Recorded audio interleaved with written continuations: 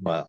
Alors, donc, le sujet, c'est tout simplement de récupérer le tableau qui correspond au suivi qu'on a fait. Donc, c'est le deuxième suivi. Donc, il faut sélectionner la totalité, on va dire, du tableau, d'accord, qui se trouve entre la ligne 17 et 22. Et donc, à partir de là, on va aller soit dans création de tableau, dans laquelle on a le menu tableau croisé dynamique, soit si on n'a pas ce menu, suivant la version, parce qu'il y a des versions qui n'ont pas vraiment ça, on va aller dans insertion et on va aller dans tableau croisé dynamique. D'accord? C'est le même résultat. On obtient cette fenêtre, d'accord, qui correspond au fait de décider si on crée une nouvelle feuille ou on va dans une feuille existante. Ce niveau-là de feuille existante, on le fera les prochaines fois. D'accord? Là, on va créer une nouvelle feuille et on clique sur OK. On obtient ce résultat. OK? Donc maintenant, la question, c'est en fonction de ce qu'on veut obtenir, on va cocher des cases qui correspondent à ce qu'on a ici. D'accord? En l'occurrence ici, ce qu'on a besoin d'avoir principalement, c'est la moyenne de l'avancement global. Donc on va cocher la case moyenne. Et là, ce qu'on voit, c'est que globalement, par défaut, on voit que ça calcule la somme parce que c'est un nombre. Et donc, par défaut, il fait ça. Mais sauf que nous, ce n'est pas vraiment intéressant. Ce qu'il nous faudrait, c'est avoir la moyenne des pourcentages. OK? Donc, on va aller ici, au niveau du champ. On va dans paramètres de champ de valeur. Oui, c'est ça. Et ensuite, on va aller ici, dans la formule moyenne. Vous voyez qu'au passage, on peut faire d'autres formules qu'on verra par la suite. Mais en gros, ici, on a besoin de faire la moyenne et pas la somme. Et là, on va aller dans format de nombre. Et là, comme par hasard, c'est par pourcentage parce qu'il y avait déjà quelque chose là-dessus. OK? Mais sinon, c'est pas sûr à 100% qu'il y avait ça. Il aurait fallu venir ici et mettre pourcentage. D'accord? On clique sur OK et on clique sur OK. Ça fait que maintenant, vous voyez qu'on a quand même un autre chiffre. C'est-à-dire qu'en fait, lorsqu'on voit ça, on a ici le pourcentage d'avancement global de la classe qui correspond aux 5 projets. Maintenant, si je veux éclater ce nombre en fonction de chaque groupe, bah, qu'est-ce que je vais faire? Je remonte au niveau de la sélection et je coche la case groupe. Et là, vous voyez que je retrouve les valeurs de chaque groupe et la moyenne globale. Ça va, c'est OK pour tout le monde? D'accord? Alors, et donc, ça veut dire que là, on voit bien l'évolution, on va dire, de chaque groupe et la moyenne de l'ensemble. Alors maintenant, la question, c'est si je veux obtenir un autre élément, c'est-à-dire, en fait, je voudrais avoir la cote-part de chaque groupe par rapport au 100%. D'accord? Donc, comment on fait? On va créer une deuxième partie, on va dire une deuxième colonne artificielle. Donc, je prends la moyenne, mais cette fois-ci, je ne vais pas cocher la case parce que si je coche ou je décoche, ça va se mettre ou s'enlever. Donc, par contre, ce que je vais faire, je vais sélectionner et je vais faire un drag and drop. Alors, je prends et je glisse en dessous de l'autre que j'ai ici. D'accord? Et donc, maintenant, je vais avoir deux colonnes. Ça va, c'est clair pour tout le monde? Donc, je vais avoir deux colonnes avec forcément le même genre de choses. Et ici, je vais faire un clic droit. C'est-à-dire, je me positionne dans la colonne dans laquelle je suis ici. Et je fais un clic droit et je vais aller afficher les valeurs. Est-ce que c'est clair pour tout le monde? Je viens d'en afficher les valeurs ici et je vais ici dans pourcentage du total général. C'est OK pour tout le monde? Et là, j'obtiens un autre genre de résultat. Vous voyez? En fait, là, qu'est-ce que j'ai? J'ai les 100% de l'ensemble et ici, j'ai la cote-part de chaque groupe. C'est-à-dire, on va dire la puissance de feu de chaque groupe par rapport au 100%. C'est clair pour tout le monde, ça va?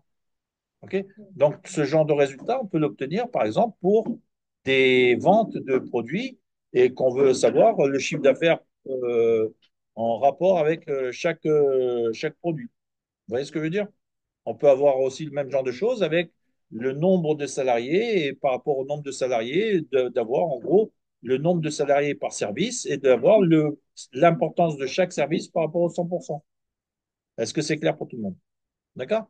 Donc voilà un peu le genre de résultat qu'on cherche à avoir lorsqu'on fait, on va dire, de la gestion de projet de façon générale. On ne se préoccupe pas spécialement des détails, sauf que un bon chef de projet, il doit savoir gérer le général, c'est-à-dire tout ce qui va être global, un peu comme ce qu'on a ici, et le détail, c'est-à-dire en fait, il faut qu'il aille chercher dans le détail lorsqu'il a un problème. Alors comment on fait pour voir où il y a un problème? Il faut qu'on ait des clignotants. C'est-à-dire il faut qu'on ait des éléments colorés pour avoir des possibilités d'aller voir ce qui se passe. Alors regardez, maintenant, si je fais ça, je viens ici et je sélectionne ce tableau. OK? Et là, je vais mettre ici maintenant, au lieu d'avoir des chiffres comme ça, je vais avoir besoin de mettre des couleurs. Je viens dans Accueil, je viens dans Mise en forme conditionnelle, s'il vous plaît. Et là, regardez la différence ici. Tout à l'heure, on avait utilisé ça. Ce qu'on pourrait faire ici maintenant, c'est aller ici. D'accord? En gros, ici, si je viens là, vous voyez, hein, ça donne des couleurs automatiques en fonction des montants de chaque cellule. Donc, si je viens prendre la couleur, après, je prends ce que je veux, mais globalement, c'est ce genre de choses. D'accord? Et là, on obtient ce genre de résultat. Vous voyez un peu l'impact? Donc, ça veut dire que maintenant, c'est beaucoup plus visuel et je peux maintenant voir automatiquement quel est le plus petit, quel est le plus grand et ainsi de suite. Et donc, ça veut dire que maintenant, si je vois que, par exemple, j'ai ici quelque chose qui m'interpelle, bah, je peux faire ce qu'on appelle un lien hypertexte. D'accord? Et là, je vais aller en rapport avec le groupe. C'est-à-dire que là, maintenant, je prends le groupe, je fais un clic droit, je fais lien. Donc là, je vais aller chercher un lien hypertexte. Il est où? On ne peut pas le faire ici, tiens. Comment ça se fait? Ah ben, on ne peut pas le faire. Alors dans ce cas, il faut regarder ce qu'on va faire. On va insérer une colonne. Voilà. Et ici, on va faire une copie de ça, tout simplement. Là, ça devient du texte indépendant. On est d'accord? Et maintenant, on fait un clic droit et on va faire un lien. Donc on descend tout en bas. D'accord? Et on va cliquer sur lien. Et à partir de là, on va aller chercher la valeur du groupe dans notre classeur. Donc ici, on va aller dans emplacement dans ce document. Et là, on va aller où? En fait, on va aller dans on va dire, dans les éléments qui sont en rapport avec le calcul. Donc ici, on va aller dans rapport. OK?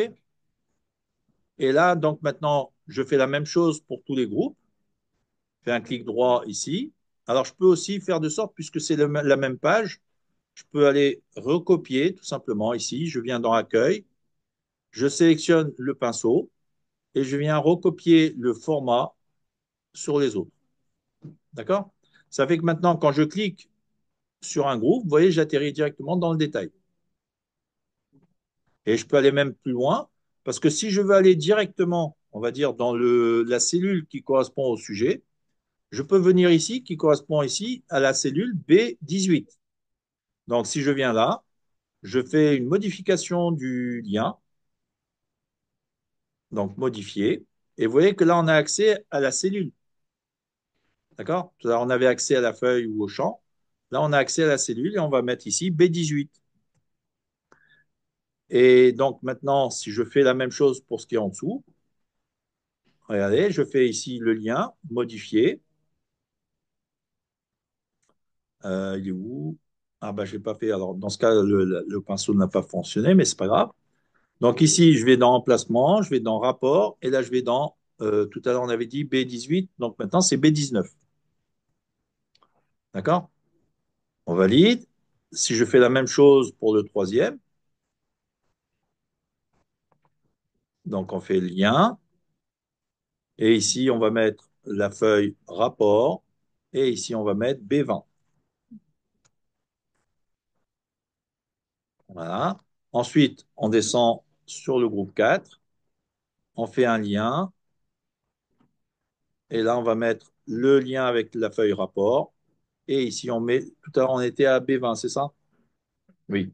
Là, il faut mettre B21. Voilà. Et ensuite, on va chercher le dernier. On fait un clic droit, lien, rapport. Et ici, on met B22. Et donc, vous voyez que c'est un travail qui se prépare en amont hein, pour avoir l'utilisation après.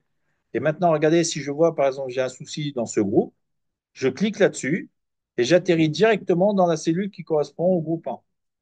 Et donc, je peux tout simplement maintenant faire un segment, c'est-à-dire le segment que j'ai au-dessus, hein, et je peux cliquer là-dessus tout simplement.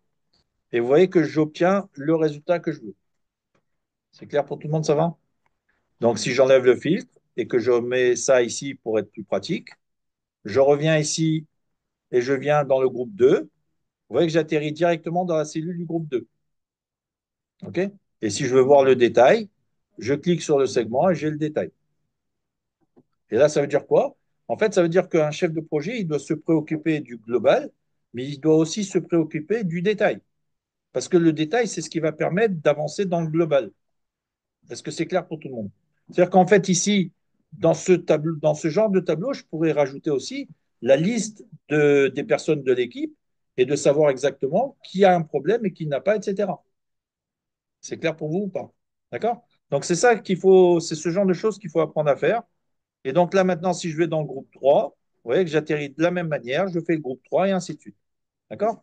Et donc, je peux comme ça gérer les tableaux. Et il faut apprendre à passer du global au détail et du détail au global. Pourquoi? Parce que lorsqu'on s'adresse à une personne de l'équipe, on va lui parler des détails d'un sujet. Par exemple, le détail d'une table, le détail d'une page ou le détail d'un design, etc. On est d'accord?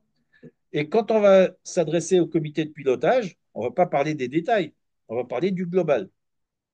Est-ce que c'est clair pour tout le monde? D'accord? Donc voilà un peu le genre de travail qu'il faut apprendre à faire lorsqu'on veut gérer des projets et lorsqu'on veut les connaître sur le bout des doigts. OK? Ça va, c'est clair pour tout le monde? Oui? Bien. Alors je sauvegarde ça et donc je vais remettre ce fichier sur Teams également pour que vous l'ayez, pour que vous sachiez le manipuler après. Et donc, le prochain point qu'on fera là, je vais vous laisser travailler. Le prochain point qu'on fera de la même manière, c'est demain matin, on va dire à 10h30, enfin, ou 10h15 après la pause. D'accord? Et donc, à ce moment-là, il faudra penser à faire des captures d'écran, des réalisations pour à les mettre dans le dossier type de chacun. Et donc, il faut bien sûr un type de fichier par groupe. Hein. Il ne faut pas 50 fichiers, etc. Ça va, c'est clair pour tout le monde? Bien, je vous laisse finir. Et donc, s'il y a des questions, n'hésitez pas.